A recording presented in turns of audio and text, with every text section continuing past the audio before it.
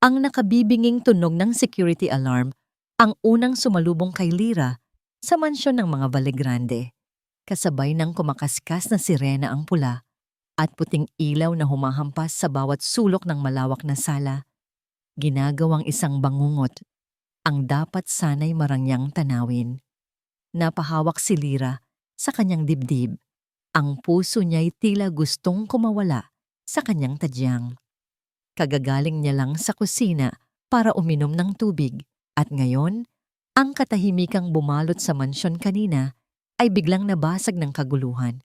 Isang sigaw, isang maliit na sigaw ng bata ang narinig niya mula sa itaas. Nang akmang aakyat na siya, nag-vibrate ang cellphone sa kanyang bulsa. Sa gitna ng ingay, halos hindi niya ito narinig. Ngunit ang panginginig niyon ay tila isang kuryenteng gumapang sa kanyang kalamnan. Nakita niya ang pangalan ng ospital sa screen. "Hello, Doc?" Halos pabulong niyang sagot, habang ang isang kamay ay nakatakip sa kabilang tainga. "Miss Samson," mabigat ang boses ng doktor sa kabilang linya. Formal at walang emosyon. "Tumatawag lang ako para i-update ka sa kondisyon ng nanay mo. Nagkaroon siya ng komplikasyon. We need to conduct another procedure as soon as possible." Naramdaman ni Lyra ang panlalamig ng kanyang mga kamay. "Gagawin ko po ang lahat, Doc. Babayaran ko lahat." Isang sandaling katahimikan. "Miss Samson, kailangan naming matanggap ang bayad para sa mga nakaraang bill sa loob ng 24 na oras. Kung hindi..." Hindi na tinapos ng doktor ang sasabihin, ngunit alam na ni Lyra. Ang bawat salita ay tila isang pako na ibinabaon sa kanyang puso. "Opo, Doc. Makakahanap ako ng paraan," sabi niya. Kahit hindi niya alam kung paano, ibinaba niya ang tawag. Ang ingay ng alarma ay tila humina, napalitan ng ugong sa loob ng kanyang isipan. Ito ang dahilan kung bakit siya naririto.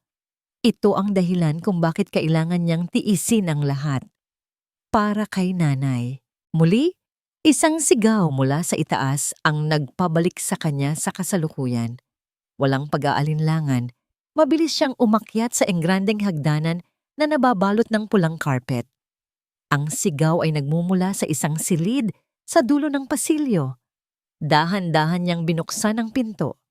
Sa isang sulok, magkakayakap ang 3 maliliit na bata. Isang babae at 2 lalaki, magkakamukha na tila mga manika. Ngunit ang kanilang mga mata ay punong-puno ng takot, nakatitig sa bintanang bahagyang nakaawang. Nanginginig sila, hindi dahil sa lamig, kundi dahil sa matinding sindak. "Mga anak," mahinahon niyang sabi. Napalingon sila sa kanya at sa isang iglap, mas lalo silang nagsiksikan sa sulok.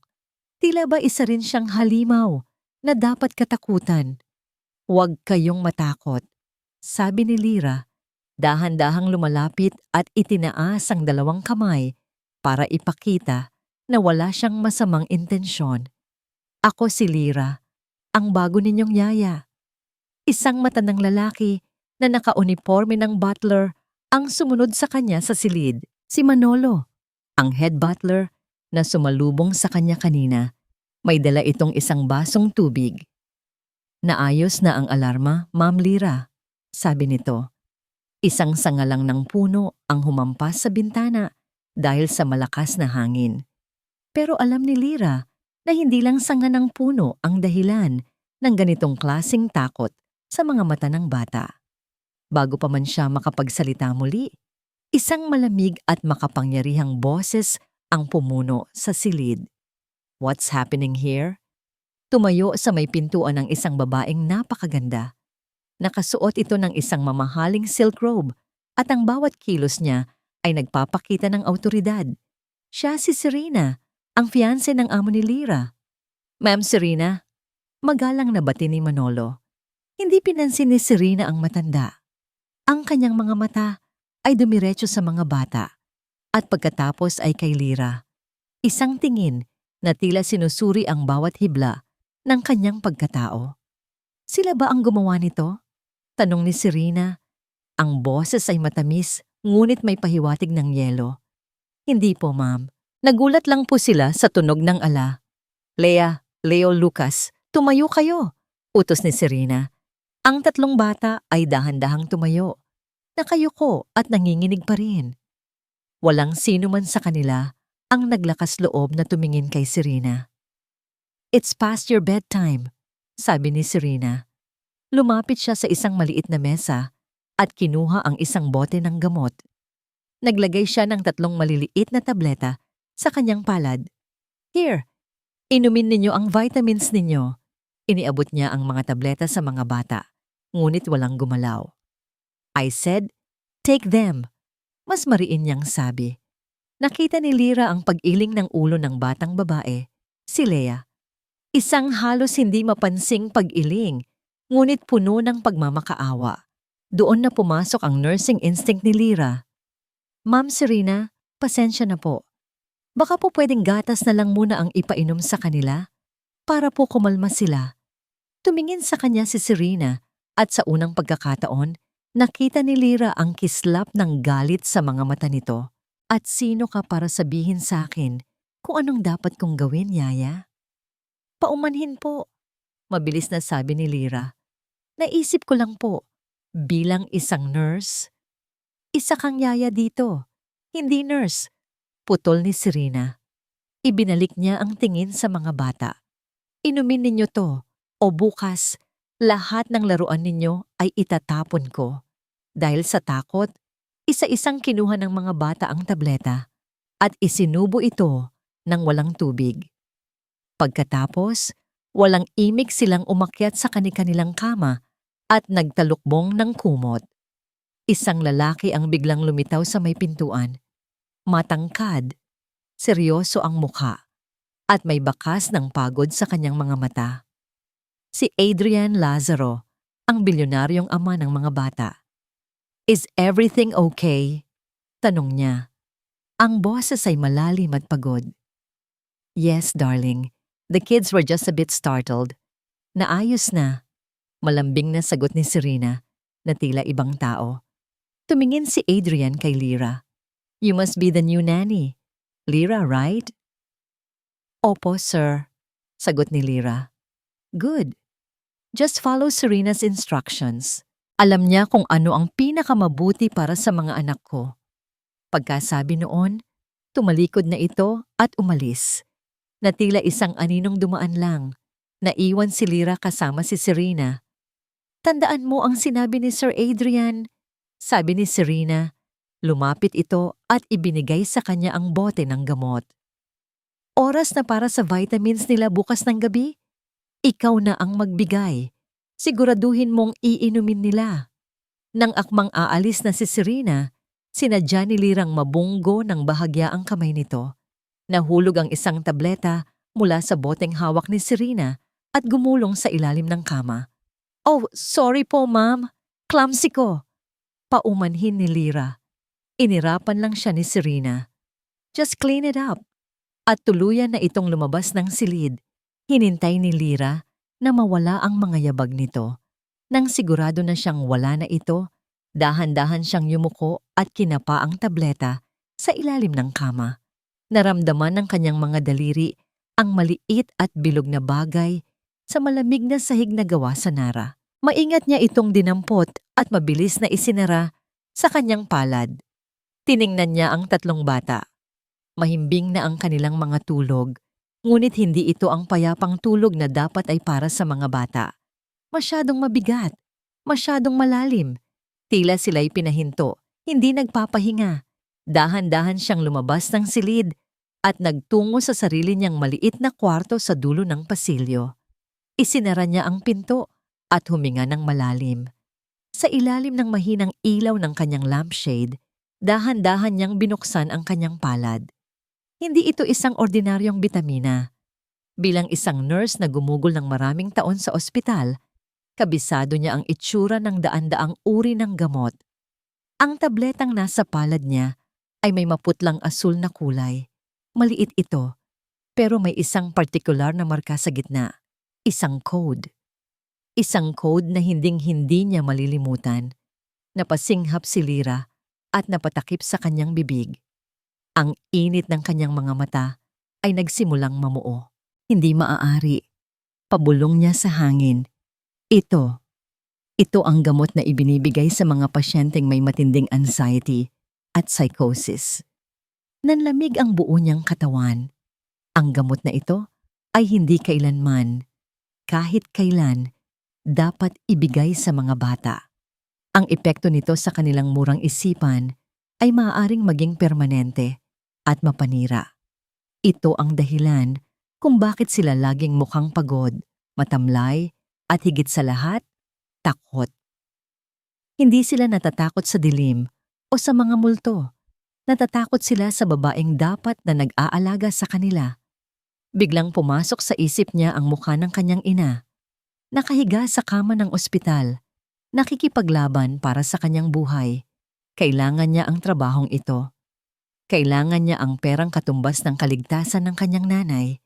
Ngunit habang nakatitig siya sa maliit na tabletang iyon, isang mas malakas na damdamin ang nanaig sa kanyang puso. Ang tungkulin niyang magligtas ng buhay. Pinagpawisan ng malamig si Lyra. Hindi ito bitamina. Ito ay isang malakas na uri ng sedative. Isang gamot na kayang magpatulog ng isang matanda sa loob ng ilang minuto. At ipinapainom ni Serena sa 3 walang kalaban-laban na bata. Gabi-gabi, hindi nakatulog si Lyra ng gabing iyon. Ang maliit na tabletang itinago niya sa loob ng kanyang pitaka ay tila isang uling na nagbabaga, isang paalala sa panganib na kinakaharap ng 3 batang natutulog sa kabilang silid. Sa bawat oras na ipipikit niya ang kanyang mga mata, nakikita niya ang kanilang mga mukhang puno ng takot. At sa bawat pagmulat niya, ang mukha naman ng kanyang ina sa ospital ang sumasalubong sa kanyang isipan. Kinabukasan, maaga siyang gumising. Dala ang isang bagong determinasyon. Nagtungo siya sa playroom kung saan niya natagpuan ang 3 bata. Tahimik silang nakaupo sa sahig, naglalaro ng mga bloke, ngunit walang sigla. Tila mga manikang nawalan ng baterya. Hindi sila pinilit ni Lyra na magsalita. Umupo lang siya sa di kalayuan at nagsimulang humimig ng isang lumang awitin. Isang kantang madalas awitin sa kanya ng kanyang ina noong bata pa siya. Sa ugoy ng duyan. Dahan-dahan, ang paghimig ay naging isang mahinang pag-awit. Napansin niyang huminto sa paglalaro ang isa sa mga bata, si Lucas, ang pinakatahimik sa 3. Ang mga mata nito ay nakatitig sa sahig, ngunit ang atensyon nito ay nasa kanya. Nagpatuloy si Lyra sa pagkanta. Ang kanyang boses ay malambing at puno ng pag-aalaga. Dahan-dahan siyang lumapit at umupo sa tabi ni Lucas. Hindi siya nagsalita. Hinayaan niya lang na ang kanta ang maging tulay sa pagitan nila. Ilang sandali pa, naramdaman niya ang isang magaang na pagdampi sa kanyang kamay. Dahan-dahang isinandal ni Lucas ang kanyang ulo sa kamay ni Lyra. Isang maliit na kilos, ngunit para kay Lyra, ito ay isang napakalaking tagumpay. Isang maliit na binhi ng tiwala ang nagsimulang sumibol. Isang ngiti ang gumuhit sa labi ni Lyra. Aba, mukhang nagkakamabutihan na kayo. Ang boses na yon, matamis ngunit may lason, ay biglang pumutol sa kanilang sandali. Nakatayo sa may pintuan si Serena, nakapamewang at may isang pekeng ngiti sa kanyang mga labi. Agad na binawi ni Lucas ang kanyang ulo at muling yumuko. Tila isang pagong na nagtago sa kanyang shell. Nagugutom na siguro ang mga alaga ko, sabi ni Serena. Lumapit ito at marahang hinawakan ang braso ni Lucas, ngunit ang diin sa kanyang mga daliri ay nagpapakita ng puwersa. Itinayo niya ang bata. Mas sanay sila sa akin. Isang malamig na tingin ang ipinukol niya kay Lyra bago niya akayin ang mga bata palabas ng silid. Isang tinging nagsasabing, "Huwag mong subukan." Hapon na nang makita ni Lyra ang pagkakataon na makausap si Adrian. Paalis na ito para sa isang business meeting nang salubungin niya ito sa may hagdanan. "Sir Adrian, sandali lang po," tawag niya. Puno ng pag-iingat ang kanyang boses. Huminto ito at lumingon. Ang mukha ay walang emosyon. "Yes?" "Sir, napansin ko lang po. Medyo matapang po yata yung vitamins ng mga bata. Kumunot ang noo ni Adrian hindi dahil sa pag-aalala, kundi dahil sa pagkainis. Tila ba inistorbo ni Lyra ang kanyang mundo. Serena is handling their medication. She knows a doctor who prescribed them. She knows what she's doing. Malamig niyang sagot. Pero sir, bilang nurse po, may kutob po kasi ako. Lyra, putol ni Adrian. Ang boses niya ay naging mas matigas. You were hired to be a nanny, not a medical consultant. Sundin mo na lang ang utos ni Serena. Huwag ka nang gumawa ng problema kung saan wala naman. Pagkasabi noon, tumalikod na ito at nagpatuloy sa paglakad. Iniwan si Lirang nakatayo roon. Tila isang estatwang binuhusan ng malamig na tubig. Ngayon, sigurado na siya. Nag-iisa siya sa laban na ito. Nang gabing iyon, muling pumasok si Serena sa nursery. Pero sa pagkakataong ito, hindi tableta ang dala niya, kundi 3 baso ng gatas. Narito ang gatas nila, sabi niya, at iniabot kay Lyra ang isang tray. Ipinagkatiwala sa iyo ni Adrian ang mga bata. Kaya siguraduhin mong maiinom nila yan lahat, hanggang sa huling patak. May kakaibang kislap sa mga mata ni Serena habang sinasabi iyon. Alam ni Lyra, nang walang anumang duda, na ang gamot ay tinunaw na sa gatas na yon. Kinuha ni Lyra ang tray. Masusunod po, ma'am. Pumasok si Lyra sa silid ng mga bata at isinara ang pinto. Tiningnan niya ang 3 baso ng gatas. Pagkatapos, tumingin siya sa mga bata na nakatitig sa kanya. Ang kanilang mga mata ay punong-puno ng pagmamakaawa. Dala ang tray, naglakad si Lyra papunta, hindi sa kama ng mga bata, kundi sa banyong nakakabit sa kanilang silid. Binuksan niya ang gripo. At isa-isa, habang pinapanood ng 3 pares ng mga mata, ibinuhos niya ang lahat ng gatas sa lababo. Hinugasan niya ang mga baso, pinunasan, at nilagyan ng bagong gatas mula sa isang karton na nakita niya sa mini-fridge ng silid. Nang gabing iyon, sa unang pagkakataon, mula nang dumating si Lyra, nakita niyang natulog ng mahimbing ang mga bata. Ang isa sa kanila ay bahagyang ngumiti habang natutulog. Naramdaman ni Lyra ang isang mainit na agos ng pag-asa. Ngunit ang pag-asang iyon ay agad na naglaho. Habang naghahanda siyang matulog, dumaan siya sa kusina para kumuha ng tubig. Doon, sa ilalim ng malamlam na ilaw, nakita niya si Serena. Naghihintay. Nakasandal ito sa counter at ang ngiti sa labi nito ay nawala na. Akala mo ba matalino ka? Mahinang tanong ni Serena. Ang boses ay tila isang ahas na gumagapang sa sahig. Hindi sumagot si Lyra. Tumayo ng tuwid si Serena at dahan-dahang lumapit sa kanya. Akala mo hindi ko malalaman. Hindi ko po alam ang sinasabi ninyo. Matatag na sagot ni Lyra. Isang mapaklang tawa ang kumawala kay Serena. Alam na alam mo, Yaya. Huwag mong kalimutan kung bakit ka nandito. Nandito ka para kumita ng pera, para iligtas ang naghihingalo mong ina.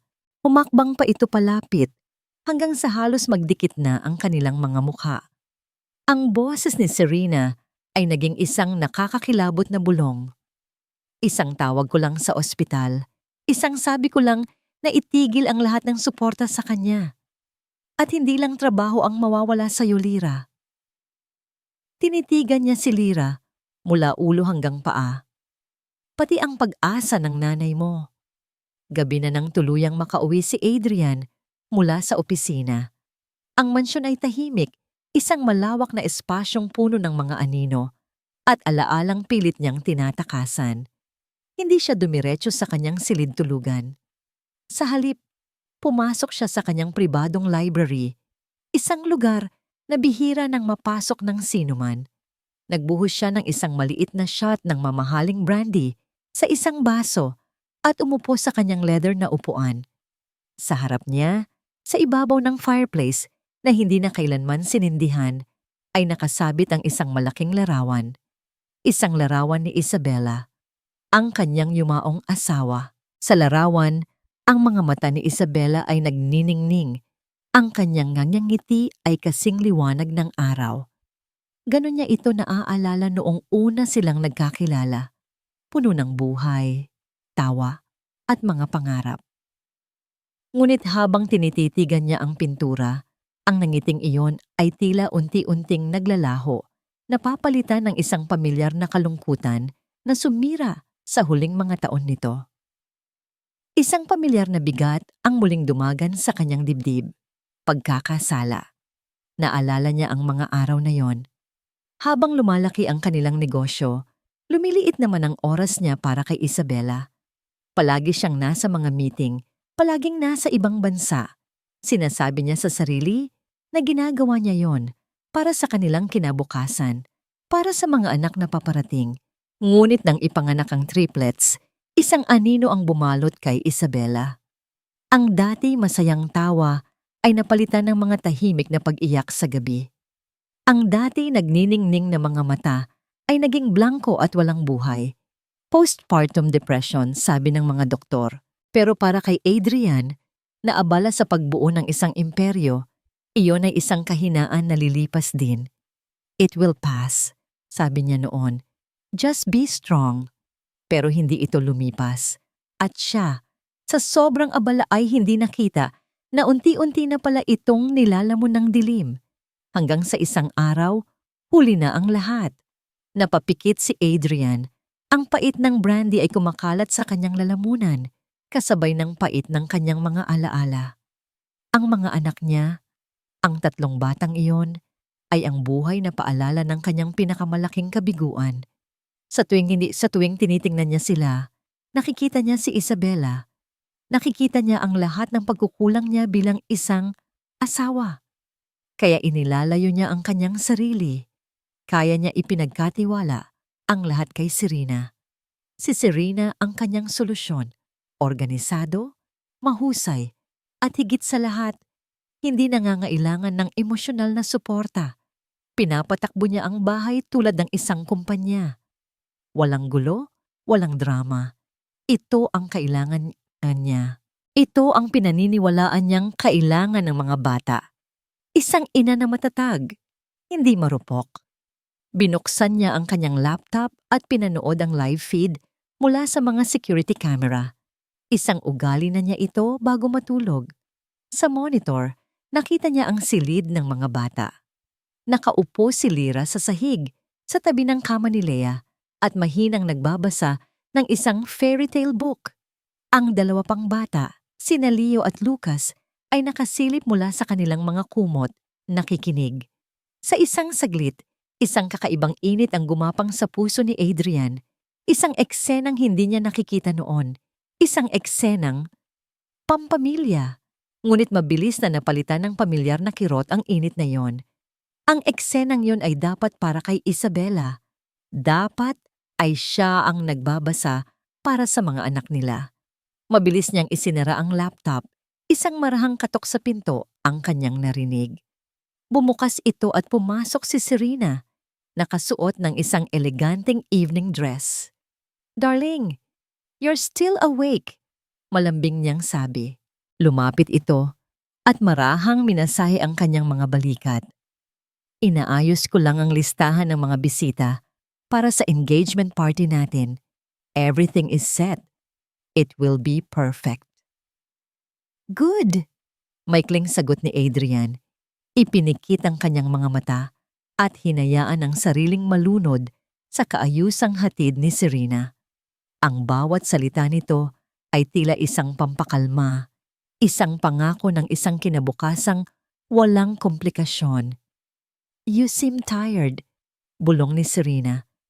"Hayaan mo na ang lahat sa akin. I will take care of everything. I will take care of you." Iyon ang mga salitang gusto niyang marinig. Tumayo si Adrian. Handa ng talikuran ang mga multo ng library at harapin ang simpleng katotohanan na inaalok ni Serena. Ngunit pagbukas niya ng pinto, nagulat siyang makita si Lyra na nakakatayo sa labas, tila nag-aabang. "Sir Adrian," sabi ni Lyra, may determinasyon sa kanyang mga mata na hindi niya nakita noon. "Kailangan ko po kayong makausap. Tungkol po sa mga bata. Tungkol kay Ma'am Serena." Sa likod ni Adrian, naramdaman niya ang pagtigas ng mga kamay ni Serena sa kanyang balikat. Tiningnan ni Adrian si Lyra. Ang babaeng ito, sa loob lamang ng ilang araw, ay nagdala ng gulo sa maayos na mundong kanyang itinatag. Pinapaalala nito sa kanya ang mga bagay na gusto na niyang kalimutan. Sir, natatakot po ang mga bata sa kanya. Nakita ko po. Pagpapatuloy ni Lyra, ang boses ay nagmamakaawa. Ang pasensya ni Adrian ay biglang naubos. Ang lahat ng sakit, pagkakasala, at pag-iwas na kinikimkim niya ay sumabog sa isang malamig at matalim na galit. Huwag kang gumawa ng problema kung saan wala naman, Lyra. Mariin niyang sabi, ang bawat salita ay tila isang sampal. Si Serena ang magiging ina nila. Matuto kang tanggapin iyon. Hindi na niya hinintay ang sagot nito. Hinawakan niya ang kamay ni Serena at naglakad palayo. Iniwan si Lyrang mag-isa sa dilim ng pasilyo, kasama ang katotohanang walang sino man ang maniniwala sa kanya. Kinabukasan, naramdaman ni Lyra ang pagbabago sa hangin. Ang pakikitungo sa kanya ni Serena ay naging mas matamis sa panlabas, ngunit sa likod ng mga ngiti nito ay merong isang nagyayelong banta. Si Manolo, ang matandang butler, ay palihim na nagiiwan ng mainit na kape para sa kanya sa kusina tuwing umaga. Isang tahimik na paraan ng pagpapakita ng suporta. Alam ni Lyra na naglalakad siya sa manipis na yelo. Kailangan niyang mag-ingat. Isang umaga, habang nag-aayos si Lyra ng mga laruan sa playroom, pumasok si Adrian, bihis na bihis, para sa isang mahalagang pulong. Lyra, nakita mo ba ang gold cufflinks ko? Yung may initial na AL. Tanong niya, bakas sa mukha ang pagmamadali. Nawawala. Ipinatong ko lang yon sa dresser ko kagabi. Naku sir, hindi ko po napansin, sagot ni Lyra. Pero tulungan ko na po kayong maghanap. Huwag na, sabi ni Serena, na biglang lumitaw mula sa likod ni Adrian. Hawak niya ang isang pares ng ibang cufflinks. Here darling, gamitin mo muna ito. Mahahanap din natin yan mamaya. Ngunit habang isinusuot ni Adrian ang pamalit na cufflinks, ang mga mata ni Serena ay pasimpleng tumingin sa isang sulok ng playroom. Doon nakalagay ang bag ni Lyra, bahagyang nakaawang, at mula sa siwang may kumikinang na ginto. Sinundan ni Adrian ang tingin ni Serena. Kumunot ang kanyang noo. Dahan-dahan siyang lumapit sa bag ni Lyra. Nanlamig si Lyra. Sir, teka po. Hindi siya pinansin ni Adrian. Kinuha nito ang bag at mula sa loob, sa gitna ng kanyang pitaka at suklay, kinuha nito ang nawawalang gintong cufflinks. Isang nakabibinging katahimikan ang bumalot sa silid. Tumingin si Adrian mula sa cufflinks pabalik kay Lyra. Ang kanyang mga mata ay hindi galit. Mas malala pa roon. Punong-puno iyon ng pagkadismaya. Hindi po sa akin yan, sir. Hindi ko po alam kung paano yan napunta diyan. Nanginginig na, sabi ni Lyra. Ang kanyang puso ay kumakaripas. Isang kabayong tumatakbo mula sa isang panganib na hindi niya nakikita. Hindi mo alam. Malumanay ngunit may talim na tanong ni Serena. Pero nakita kita kaninang pumasok sa kwarto ni Adrian para maglinis, Lyra. Isang kasinungalingan. Hindi siya pumasok sa kwarto ng amo niya. Hindi po totoo yan. Desperadong pagtatanggol ni Lyra sa sarili. Tumingin siya kay Adrian, nagmamakaawa. Sir Adrian, maniwala po kayo. Kailanman, hindi ko po magagawa yan. Tinitigan siya ni Adrian ng matagal. May bakas ng pag-aalinlangan sa kanyang mga mata, isang maliit na kislap na tila gustong maniwala. Ngunit nang tumingin siya kay Serena na may hitsura ng isang nasaktang anghel, ang kislap na yon ay nawala. Huminga siya ng malalim. Lyra, pumunta ka sa library. Mag-usap tayo. Sa loob ng library, ang amoy ng mga lumang libro at katad ay tila nakakasakal. Ipinatong ni Adrian ang cufflinks sa kanyang mesa. Hindi siya sumigaw. I need absolute trust in this house, Lyra. Mahinahon niyang sabi, ngunit ang bawat salita ay may bigat. May sakit ang nanay mo. Siguro kailangan mo lang talaga ng pera. I can understand that. Sir, hindi po ako ang kumuha niyan. Giit ni Lyra. Ang mga luha ay nagsisimula nang mamuo sa kanyang mga mata. Isang patibong po ito. Isang patibong? Tanong ni Adrian, bahagyang tinaas ang isang kilay. Sino ang gagawa niyan? Si Serena? Bakit niya gagawin yon? Siya ang nagrekomenda sa'yo dito, Lyra? Natigilan si Lyra. Hindi niya alam iyon. Kaya pala napakadali para kay Serena na isagawa ang kanyang mga plano. Siya mismo ang nagpasok sa kalaban sa loob ng pamamahay niya. Hindi na kita tatanggalin sa trabaho. Pagpapatuloy ni Adrian. Pero ito ang una at huling pagkakataon. Isa pang pagkakamali at hindi na ako magdadalawang isip. Tumango na lang si Lyra. Alam niyang walang saysay ang anumang sasabihin niya. Ang hatol ay naibigay na. Lumabas siya ng library na parang hinugutan ng lakas. Ang pagkadismaya sa mga mata ni Adrian ay mas masakit pa kaysa sa isang sampal. Kinagabihan, habang pinapatulog niya ang mga bata, naramdaman niya ang presensya ni Manolo sa may pintuan. Hindi ito nagsalita. Inilapag lang nito ang isang tasa ng mainit na tsaa sa isang maliit na mesa malapit sa kanya at tahimik na umalis. Ngunit sa maikling sandaling iyon, ang mga mata ng matanda ay nagsabi ng lahat. Nakita ko. Naniniwala ako sa'yo.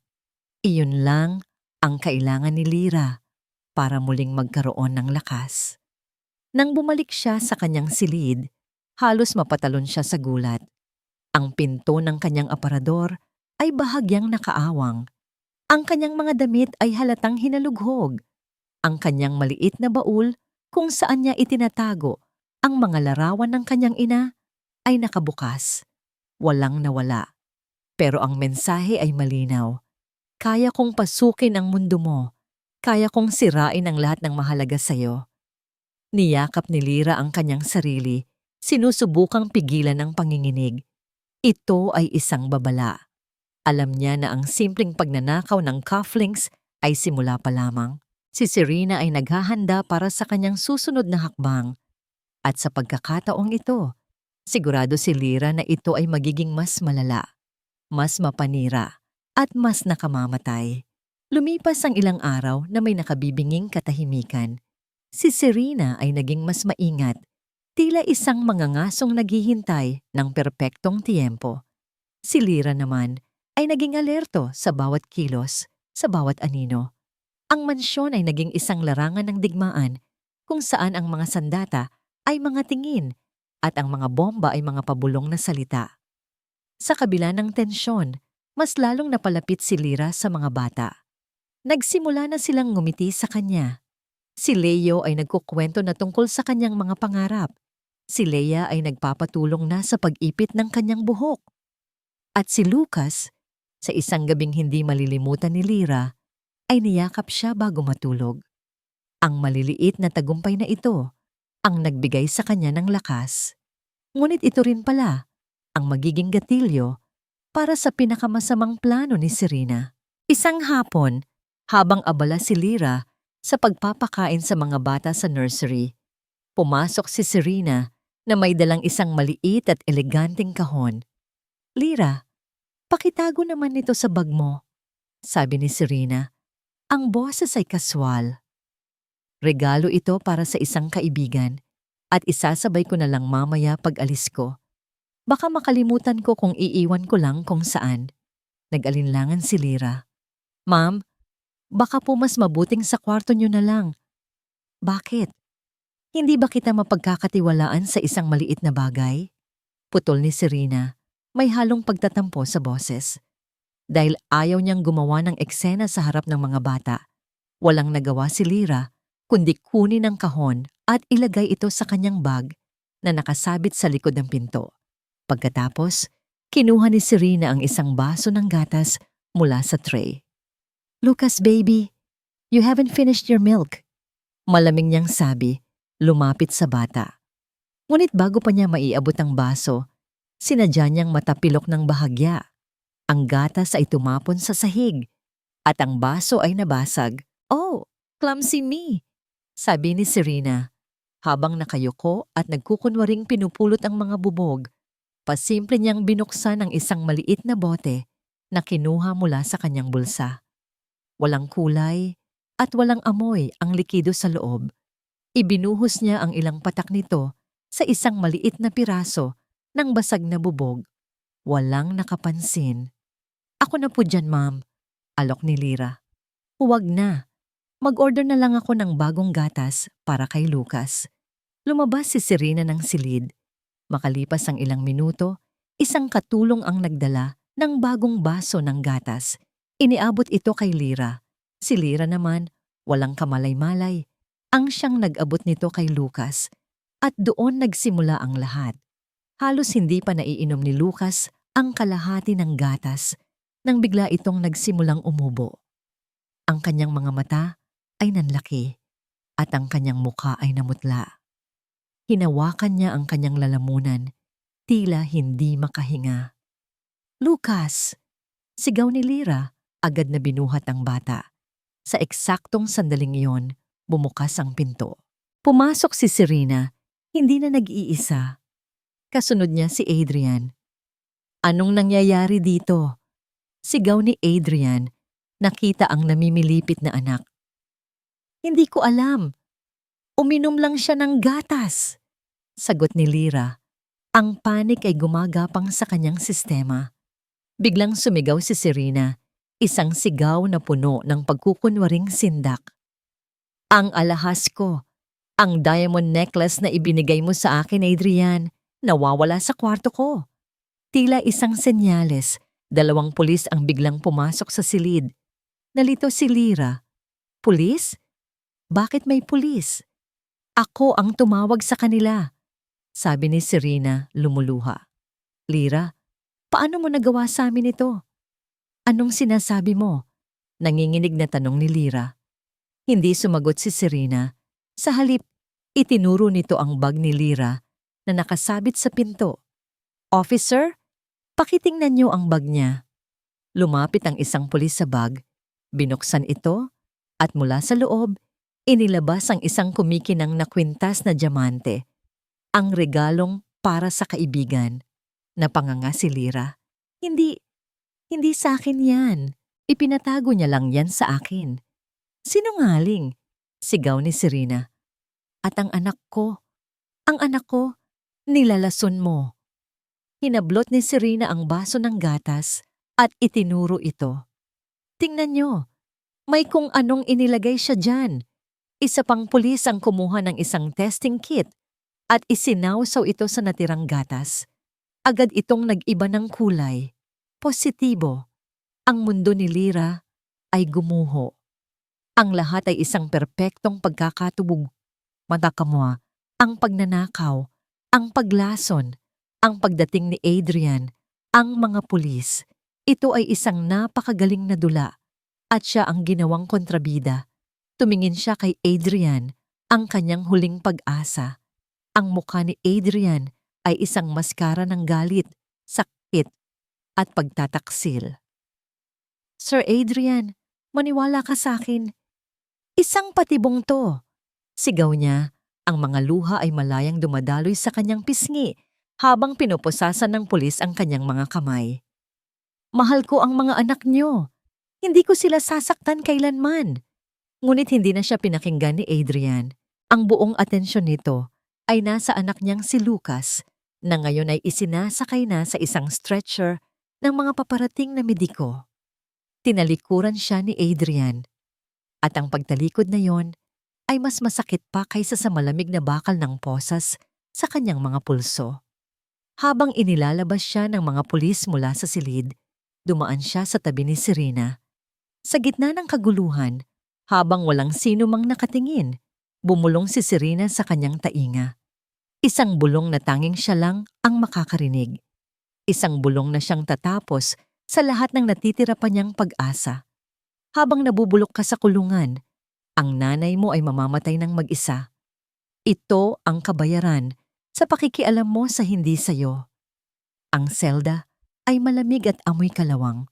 Para kay Lyra, ang bawat oras na lumilipas sa loob ng kulungang yon ay isang walang katapusang bangungot. Ang mga sigaw niya, ang kanyang mga pagmamakaawa, ang kanyang mga paliwanag. Lahat ay naglaho sa hangin. Walang sino mang naniwala. Ang bigat ng ebidensya ay nakadagan sa kanya na tila isang bundok.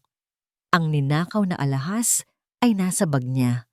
Ang lason ay nasa gatas na hawak niya. Ang tanging iniisip niya ay ang kanyang ina. Ilang beses siyang nakiusap sa mga pulis na payagan siyang tumawag sa ospital. Ngunit laging isang matigas na hindi ang sagot. Siya ay isang suspect sa kasong attempted murder at theft. Wala siyang karapatan. Sa ikatlong araw ng kanyang pagkakakulong, isang gwardiya ang lumapit sa kanyang selda. Hindi ito nagsalita. Iniabot lang nito sa kanya ang isang lumang telepono. 10 minuto, maikling sabi ng gwardiya. Nanginginig ang mga kamay ni Lyra habang tinipan niya ang numero ng ospital. Ang puso niya ay kumakabog ng napakabilis, isang halo ng takot at pag-asa. Hello, St. Jude's Hospital. Gusto ko lang pong malaman ang kalagayan ng pasyente sa room 302. Si Adelaida Samson po, sabi ni Lyra, pinipigilan ng pag-iyak. Ilang sandaling katahimikan. Narinig niya ang pagtipa sa keyboard. Sandali lang po, ma'am. Bawat segundo ay tila isang taon. Ma'am? Bumalik ang boses sa kabilang linya, ngunit ngayon, mayroon ng pag-aalinlangan. Wala na pong pasyenteng naka-assign sa room 302. Ano pong ibig niyong sabihin? Tanong ni Lyra. Ang boses ay nagsimulang mabasag. Nandyan lang po ang nanay ko, si Adelaida Samson. Naka-confine po siya dyan. Pasensya na po, sabi ng nurse. Ang boses ay puno ng formal na pakikiramay. The patient in that room was discharged 2 days ago. Discharged? Paanong na-discharge? Critical ang kondisyon niya. Ma'am, ayon po sa records dito, itinigil po ang kanyang life support dahil sa utos ng kanyang financial guarantor. Pagkatapos po noon, ang kanyang katawan ay hindi na narinig ni Lyra ang mga sumunod na salita. Itinigil. Itinigil ang life support. Ang bulong ni Serena ay umalingaw-ngaw sa kanyang isipan, mas malakas kaysa sa anumang sigaw. Habang nabubulok ka sa kulungan, ang nanay mo ay mamamatay ng mag-isa. Nabitawan ni Lyra ang telepono. Kumalatog ito sa sementadong sahig. Isang tunog ang kumawala mula sa kanyang lalamunan. Hindi isang sigaw ng sakit, hindi isang hikbi ng lungkot. Ito ay isang tunog na walang emosyon. Isang tunog ng pagkabasag. Gumuho siya sa sahig. Ang malamig na semento ang tanging sumalo sa kanya. Doon, sa sulok ng madilim na selda, umiyak si Lyra.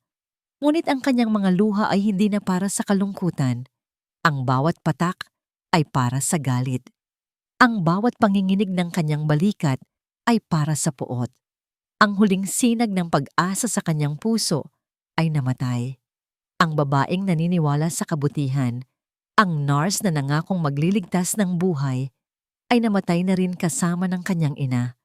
Nang dumating ang abogado na ipinadala ng Public Attorney's Office para kausapin siya, hindi na siya ang Lyra na kanilang inaresto. Ang babaeng nakaupo sa harap ng abogado ay tahimik. Ang kanyang mga mata, na dati puno ng takot at pagmamakaawa, ay ngayon ay blanko at malamig, na tila 2 piraso ng yelo. Miss Samson, kailangan nating pag-usapan ang iyong testimonya, sabi ng abogado. Hindi sumagot si Lyra. Nang mga sumunod na araw, tumanggi siyang kumain. Tumanggi siyang magsalita. Umupo lang siya sa sulok ng kanyang selda, nakatitig sa kawalan. Ang mga gwardya ay nagsimulang mag-alala. Akala nila ay nawawala na siya sa sarili. Ngunit hindi siya nawawala. Sa gitna ng katahimikan at dilim, isang bagay ang unti-unting nabubuo sa loob niya. Ang lahat ng kanyang sakit, ang lahat ng kanyang pighati, ang lahat ng kanyang pagkawala, Lahat ng yon ay nag-aapoy at nagiging isang bagay na mas matigas pa sa bakal. Determinasyon. Hindi na siya iiyak. Hindi na siya magmamakaawa.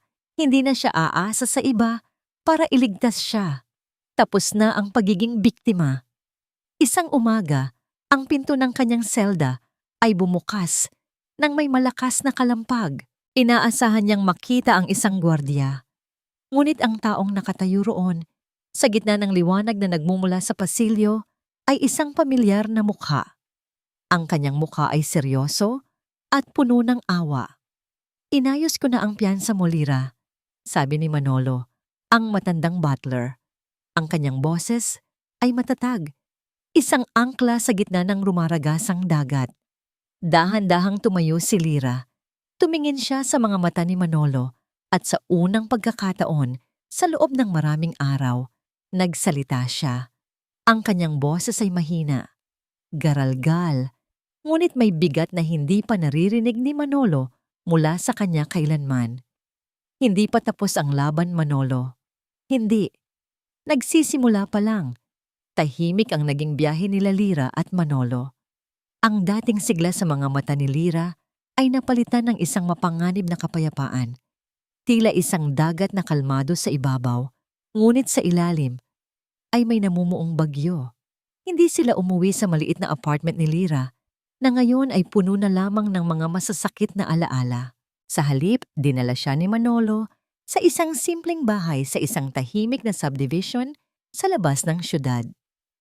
"Bahay ito ng anak ko," sabi ni Manolo habang binubuksan ng pinto. "Ligtas ka dito." Sinalubong sila ng isang babaeng nasa mga 30 anyos. Mayroon siyang matalinong mga mata at mabilis na kilos. Siya si Ana, ang nag-iisang anak ni Manolo. "Inay, narito na kami," sabi ni Ana sa isang matandang babae na nakaupo sa sala. Ang ina ni Ana, asawa ni Manolo, ay ngumiti ng may pag-aalala kay Lira. Pagkatapos ng isang mainit na sabaw at pilit na pagpapakain kay Lira, naupo silang tatlo, Manolo, Ana at Lira, sa maliit na hapagkainan. "Matagal na akong may hinala kay Serena." Pagsisimula ni Manolo, ang kanyang boses ay mababa at puno ng pagsisisi. Nagsimula ang lahat noong nabubuhay pa si Ma'am Isabela. Napatingin si Lira. Ito ang unang pagkakataon na may nagbanggit sa yumaong asawa ni Adrian sa harap niya. Si Ma'am Isabela, hindi siya isang mahinang babae, Lira. Pagpapatuloy ni Manolo. Ngunit nilamon siya ng kalungkutan pagkatapos niyang isilang ang triplets. At sa mga panahong iyon, palaging nasa tabi niya si Serena, na noon ay personal nurse pa lang niya. Naalala ni Lira ang propesyon niya. Isang nurse, tulad niya. Ngunit ginamit ito ni Serena sa kasamaan. Naririnig ko sila noon. Habang nasa tabi ng kama ni Ma'am Isabela, palaging may ibinubulong si Serena. Mga salitang tulad ng, "Hindi ka na mahal ni Adrian," o kaya'y pabigat ka lang sa kanya. Akala ko noon ay sinusubukan niya lang palakasin ang loob ng amo ko. Pero iba ang dating sa akin. Tila lason na dahan-dahang ipinapainom. Kinilabutan si Lira sa kanyang narinig. Nang mamatay si Ma'am Isabela, si Serena ang unang-unang umalalay kay Sir Adrian. Sa panahong mahina at litong-lito si Sir, pumasok si Serena at unti-unti, sinakop niya ang buong bahay. Sinakop niya ang buhay ni Sir Adrian. "Pero bakit hindi niyo po sinabi sa kanya?" tanong ni Lira. Ang boses ay walang emosyon. Isang malungkot na ngiti ang gumuhit sa labi ni Manolo. "Sinubukan ko. Ngunit para kay Sir Adrian, ako ay isang hamak na katulong lamang. At si Serena ang anghel na sumagip sa kanya mula sa kanyang kalungkutan. Sino ang paniniwalaan niya?" Isang mahabang katahimikan ang namagitan sa kanila. Si Ana, na kanina patahimik na nakikinig habang may tinitipa sa kanyang laptop, ang siyang bumasag nito. Hindi na mahalaga kung sino ang pinaniwalaan niya noon. "Tay," sabi ni Ana, ang kanyang mga mata ay nakatutok sa screen. "Ang mahalaga ay kung ano ang maipapakita nating katotohanan Sa kanya ngayon. Tumingin si Ana kay Lyra. Isa akong IT specialist, Lyra. Kung mayroon mang digital na ebidensya laban kay Serena, kaya kong hanapin. Ngunit ang sistema ng seguridad sa mansyon ng Valegrande ay isa sa mga pinakamahigpit na nakita ko. Halos imposibleng mahak mula sa labas. Kailangan natin ng isang bagay na nanggaling mismo sa loob. Nagsimulang mag-isip si Lyra. Isang bagay mula sa loob. Isang bagay na digital. Camera, mikropono, at bigla. Tila isang kidlat na gumuhit sa kanyang isipan. Isang larawan. Si Lucas, ang pinakatahimik sa tatlo, na nakasandal sa kanyang kamay habang siya'y kumakanta. Ang bata ay laging may hawak na isang bagay na ibinigay niya rito para libangin ang sarili. Ang tablet. Halos pabulong na sabi ni Lyra. Napatingin sa kanya si Ana. Anong tablet? May ibinigay akong luma kong tablet kay Lucas para makapag-drawing siya. Paliwanag ni Lyra. Ang kanyang puso ay nagsimulang tumibok ng mas mabilis. Palagi niya yung dala. Laging nakabukas. Kung minsan, nagre-record pa siya ng sarili niya habang nagdo-drawing. Nagkatinginan si Ana at Manolo. Kung ang tablet na yon ay nakakonekta sa wifi ng mansyon, sabi ni Ana, ang kanyang mga daliri ay nagsimulang magtipa ng mas mabilis sa keyboard. At kung may nakasetup na automatic cloud backup para sa mga files, hindi na niya tinapos ang sasabihin. Ano ang pangalan ng account na ginamit mo sa tablet na yon, Lyra? Tanong ni Ana. Ang kanyang mga mata ay nagniningning na sa pananabik. Ibinigay ni Lyra ang kanyang email address at ang password na alam niya. Guest access lang ang ibinigay ko sa kanya. Kaya baka limitado lang ang files. Sabi ni Lyra, ayaw umasa ng lubos.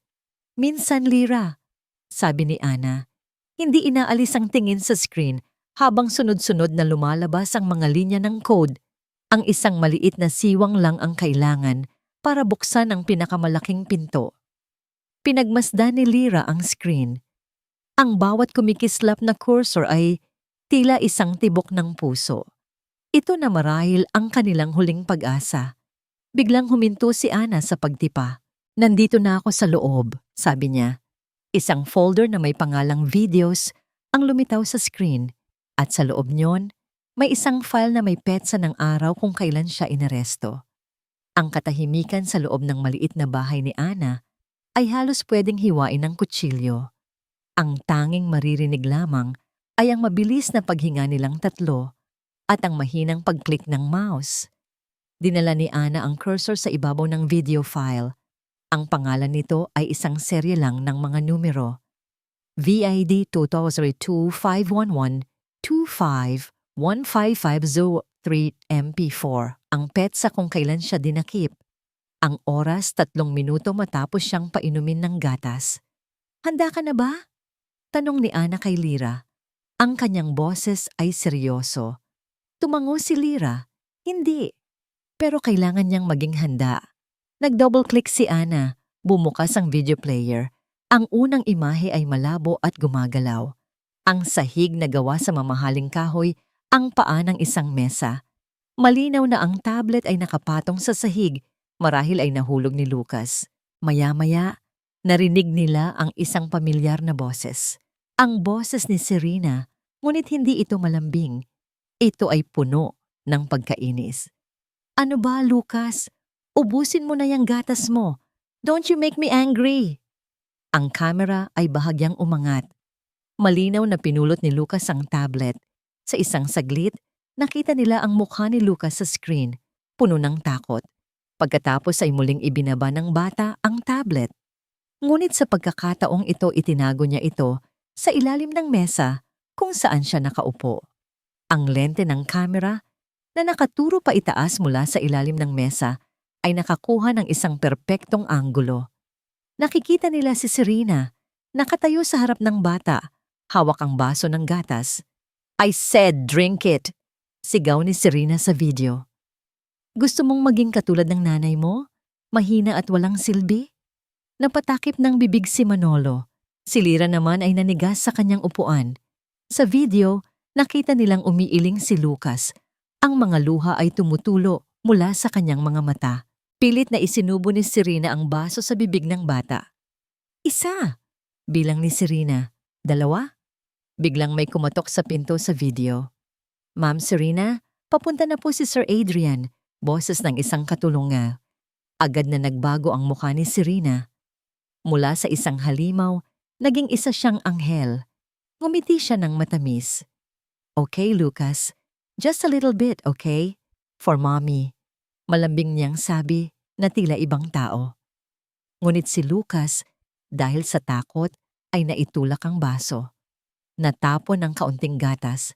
Pagkatapos, mabilis siyang tumakbo palayo sa mesa para magtago sa likod ng isang sofa. Naiwan si Serena mag-isa sa frame ng video. Ang tablet ay naiwan sa ilalim ng mesa, patuloy na nagre-record. Akala ni Serena ay wala nang nakakakita sa kanya. Ang matamis ng ngiti ay naglaho. Napalitan ng isang nangiting puno ng galit at tagumpay. Kinuha niya ang kanyang cellphone at may tinawagan. Hello?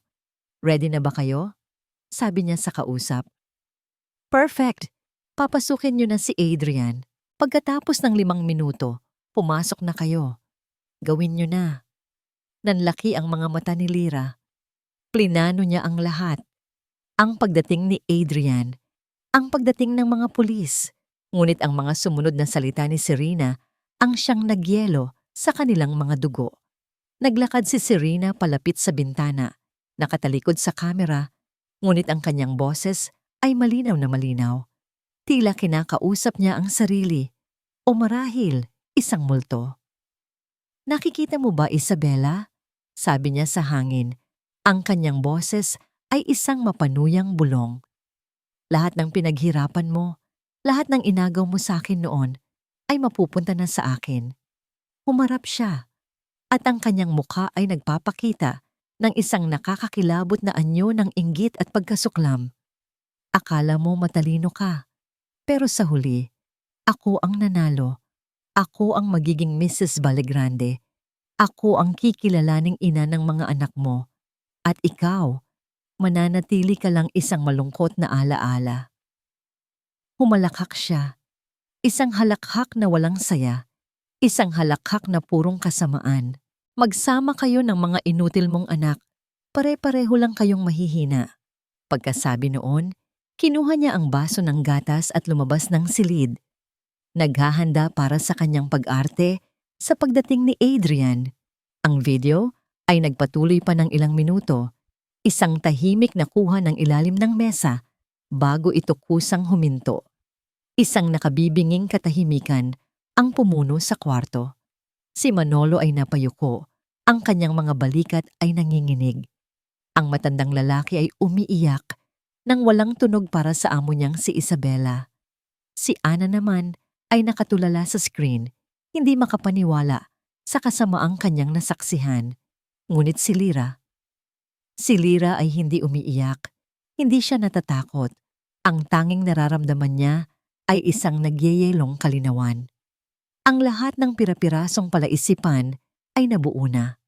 Ang pag-abuso sa mga bata, ang pag-frame up sa kanya, ang pagkamatay ng kanyang ina.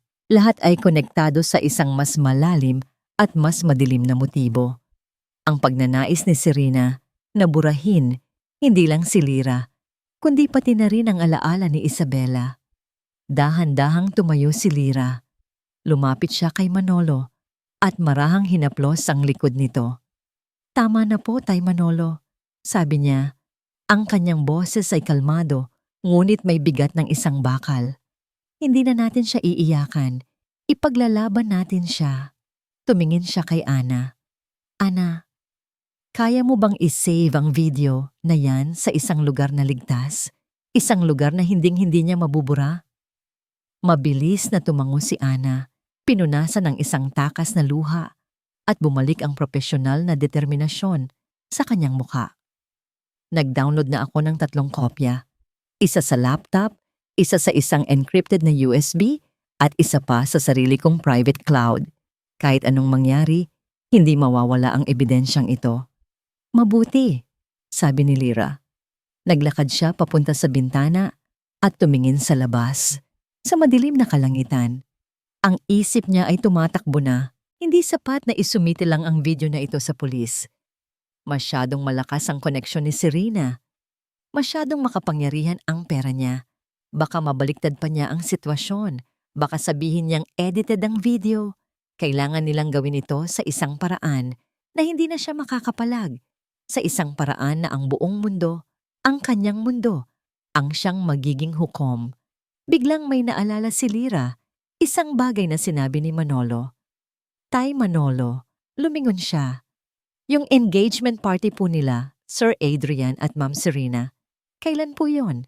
Nag-angat ng tingin si Manolo. Sa Biyernes, sa susunod na 2 araw.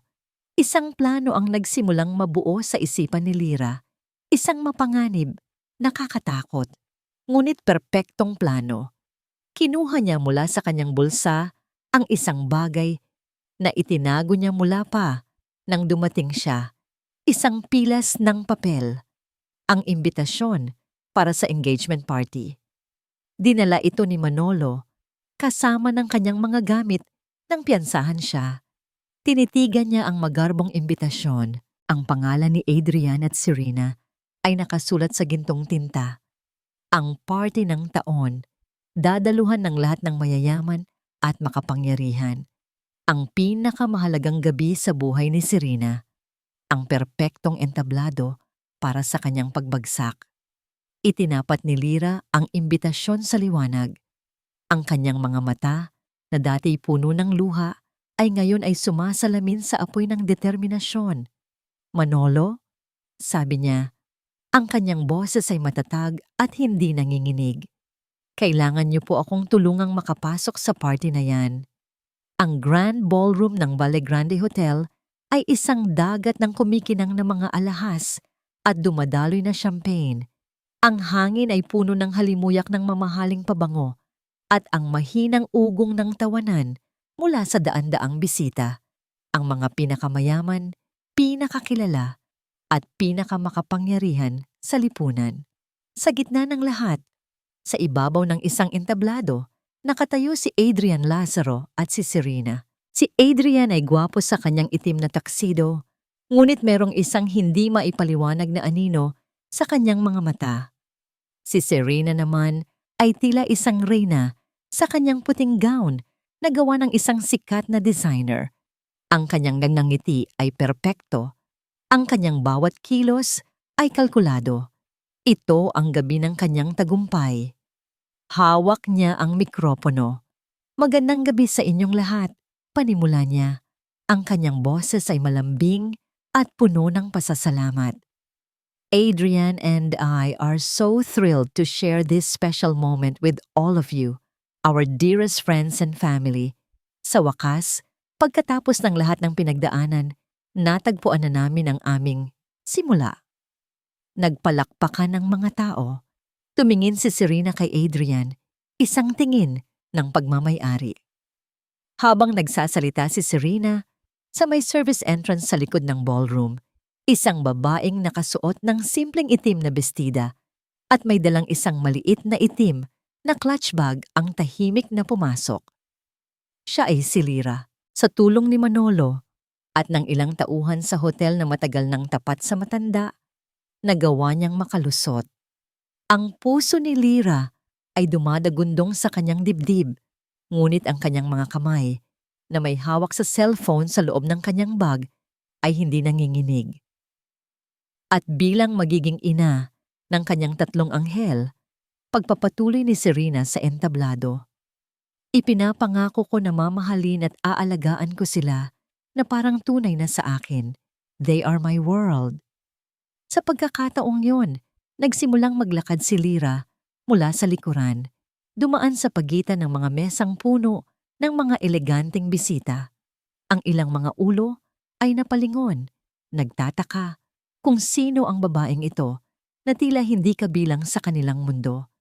Nakita siya ni Adrian, nanlaki ang kanyang mga mata sa pagkabigla. Bakit siya narito? Nakita rin siya ni Serena. Sa isang iglap, ang perpektong ngiti nito ay naglaho Napalitan ng isang mabilis na kislap ng galit at pagkaalarma. Ngunit mabilis niya itong ibinalik. "Excuse me?" sabi ni Serena sa mikropono, tila naiinis sa interrupsyon. "Security, paki-assist ang babaeng ito palabas." Ngunit huli na ang lahat. Si Ana na nagtatago malapit sa technical booth ay isinagawa na ang plano. Sa isang click, ang cellphone ni Lyra ay na-mirror sa napakalaking LED screen sa likod ng entablado. Huminto si Lyra sa gitna ng ballroom. Hindi siya nagsalita. Tinaas lang niya ang kanyang cellphone at pinindot ang play. Biglang nagbago ang imahe sa malaking screen. Ang larawan ng masayang magkasintahan ay napalitan ng isang magulong kuha ng sahig at paa ng mesa. Pagkatapos, ang boses. Ang tunay na boses ni Serena. "Ano ba, Lucas? Ubusin mo na yung gatas mo. Don't you make me angry." Isang kolektibong paghinga ng pagkabigla ang narinig mula sa mga bisita. Huminto ang lahat ng usapan. Ang lahat ng mga mata ay napako sa screen. Sa entablado, namutla si Serena na parang papel. "Ano to? Anong kalokohan to? Patayin niyo yan! Patayin niyo yan!" Sigaw niya. Ngunit walang sino man sa tech booth ang sumunod sa kanya. Ang video ay nagpatuloy. Nasaksihan ng buong alta sosyedad ang bawat sigaw, bawat pananakot. Nasaksihan nila kung paano nagbago ang boses ni Serena nang dumating ang katulong. At nasaksihan nila ang kanyang nakakakilabot na monologo. "Nakikita mo ba, Isabella? Lahat ng inagaw mo sa akin noon ay mapupunta na sa akin." Sa pagbanggit ng pangalan ni Isabella, napatingin ang lahat kay Adrian. Si Adrian ay tila isang estatwang hindi makagalaw. Ang kanyang mukha ay nawalan ng kulay. Ang bawat salita ni Serena sa video ay tila isang kutsilyong paulit-ulit na isinasaksak sa kanyang puso. Ginigising siya mula sa isang mahabang pagkabulag. "Ako ang magiging Mrs. Vallegrande. Mananatili ka lang isang malungkot na alaala." Nang tumawa si Serena sa video, isang tawang puno ng kasamaan. Doon na gumuho ang mundo niya. Natapos ang video. Ang screen ay naging itim. Ang katahimikan sa loob ng ballroom ay mas mabigat pa kaysa sa pinakamalakas na sigaw. Pagkatapos, isang babae mula sa mga bisita, isang matalik na kaibigan ng yumaong si Isabella, ang dahan-dahang tumayo. Tumingin siya kay Serena nang may sukdulan na pagkasuklam. Pagkatapos ay isa pa. At isa pa. Biglang bumukas ang mga pinto ng ballroom. Pumasok ang dalawang unipormadong pulis. At sa likod nila, si Manolo. Ang kanyang mukha ay matatag at walang emosyon. "Serena Velasco," sabi ng isang pulis. Ang boses ay umalingaw-ngaw sa tahimik na silid. "Inaaresto ka namin para sa mga kasong child abuse, falsification of evidence at attempted murder." "Hindi! Hindi totoo yan. Isang patibong yan. Peke ang video na yan." Nagsisigaw si Serena, tila isang nasisiraan ng bait. Tumingin siya kay Adrian, nagmamakaawa. "Adrian, darling, sabihin mo sa kanila. Hindi totoo yan, di ba? Adrian." Ngunit si Adrian ay hindi nakatingin sa kanya. Ang kanyang mga mata ay nakatitig kay Lyra. Sa mga matang yon, nakita ni Lyra ang lahat. Ang pagkabigla, ang sakit, ang katotohanan na unti-unting lumulunod sa kanya, at higit sa lahat, ang isang napakalalim at nakakawasak na pagsisisi. Hinawakan ng mga pulis ang braso ni Serena. Nagpumiglas siya, sumisigaw, nagwawala. Ngunit wala na siyang kapangyarihan. Ang reyna ay nahulog na mula sa kanyang trono. Habang kinakaladkad siya palabas, ang kanyang magarang gown ay sumasayad sa sahig na tila isang basahan. Nang mawala na si Serena, ang mga bisita ay nagsimulang mag-alisan, nagbubulungan, dala ang iskandalong hindi nila malilimutan. Naiwan ang ballroom na tila isang larangan ng digmaan pagkatapos ng gulo. At sa gitna ng lahat, nakatayo pa rin si Lyra at si Adrian, magkahiwalay ngunit magkatitigan. Dahan-dahang bumaba si Adrian mula sa entablado. Naglakad siya palapit kay Lyra. Ang bawat hakbang ay tila napakabigat. Huminto siya sa harap niya. Walang salitang namutawi sa kanyang bibig. Tumingin siya sa mga mata ni Lyra. Mga matang sinaktan niya, hindi pinaniwalaan at hinusgahan. At sa harap ng babaeng minsang nilapastangan ang kanyang tiwala. Dahan-dahan, ang bilyonaryong si Adrian Lazaro, ang lalaking hindi kailanman yumukod sa sinuman, ay lumuhod. Ang pagluhod ni Adrian sa gitna ng nagkalat na konfeti at mga basag na pangarap ay isang imaheng hinding-hindi malilimutan ni Lyra. Ang lalaking tila isang toring gawa sa bakal at yelo ay ngayon ay nasa kanyang paanan, wasak at bagsak. Lyra. Ang pangalan niya ay namutawi sa bibig ni Adrian na tila isang basag na panalangin. Nag-angat ito ng tingin at sa unang pagkakataon, nakita ni Lyra ang kanyang mga mata na puno ng luha. Hindi luha ng awa sa sarili, kundi luha ng purong pagsisisi. Patawarin mo ako, sabi niya. Ang boses ay garalgal at puno ng sakit. Patawad. Sa hindi ko paniniwala sa'yo, patawad sa pagiging bulag ko. Patawad sa lahat ng sakit na idinulot ko sa'yo, sa nanay mo. Patawad sa pagiging duwag ko. Hindi sumagot si Lyra. Hinayaan niya lang siyang magsalita. Hinayaan niyang lumabas ang lahat ng lason ng kasinungalingan at pagkakasala. Ang totoo, natakot ako. Pagpapatuloy ni Adrian, ang mga luha ay malayang dumadaloy sa kanyang pisngi. Natakot akong maging isang ama. Sa tuwing tinitingnan ko sila, nakikita ko ang lahat ng pagkukulang ko kay Isabela. Kaya ipinaubaya ko na lang sila sa iba. Akala ko iyon ang tama. Akala ko iyon ang pinakamadali. Isang mahabang katahimikan ang namayani. Ang tanging maririnig lang ay ang mahinang paghikbi ng pinakamakapangyarihang lalaki sa silid na iyon. Hindi inabot ni Lyra ang kanyang kamay. Hindi niya sinabing, okay lang. Dahil hindi okay, ang sugat na iniwan sa kanya ay masyadong malalim para gumaling sa isang salita lamang. Ngunit habang nakatitig siya sa lalaking nasa harap niya, ang matigas na pader na itinayo niya sa paligid ng kanyang puso ay nagsimulang magkaroon ng siwang. Ang nakikita niya ay hindi na ang aroganteng bilyonaryo, kundi isang taong naliligaw at nasasaktan, katulad niya. Bigla, may mga maliliit na yabag silang narinig. Mula sa isang gilid ng ballroom, tumatakbong papalapit sa kanila ang 3 bata, kasama si Manolo. Hindi sila natakot sa gulo. Ang kanilang mga mata ay nakatuon lamang sa isang tao. Yaya Lyra. Tumakbo sila, sina Leo, Leia at Lucas, at walang pag-aalinlangang niyakap ng mahigpit si Lyra. Isinubsob nila ang kanilang mga mukha sa kanyang bestida, tila isang ligtas na kanlungang matagal na nilang hinahanap. Naramdaman ni Lyra ang mainit na pagyakap ng mga bata. Naramdaman niya ang kanilang tiwala, at doon, ang huling piraso ng yelo sa kanyang puso ay tuluyang natunaw. Lumuhod din siya para maging kapantay nila at niyakap sila pabalik. Sa gitna ng yakap na yon, nakita niya si Adrian nakatingin sa kanila. Nakatingin sa eksenang dapat ay sa kanya, ngunit ipinagkait niya sa kanyang sarili.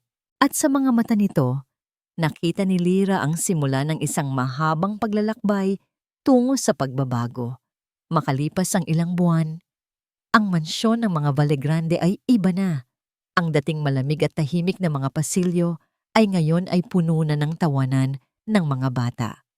Ang mga larawan ni Serena ay matagal nang inalis, pinalitan ng mga drawing nina Leo, Leia at Lucas na nakasabit sa refrigerator. Si Lyra ay hindi na isang yaya, siya ang naging sandigan ng tahanan.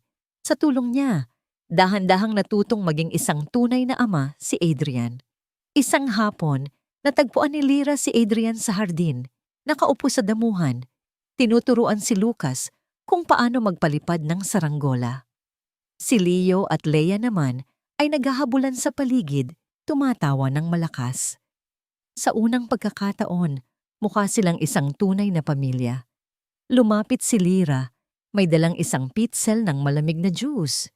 Mukhang masaya sila, sabi niya. Ngumiti si Adrian, isang tunay na ngiti, hindi na pilit Dahil sa'yo. Umupo si Lyra sa tabi niya. Dahil sa'yo rin, Adrian, pinili mong magbago. Tinitigan siya ni Adrian. May itinatag akong isang foundation, mahina niyang sabi.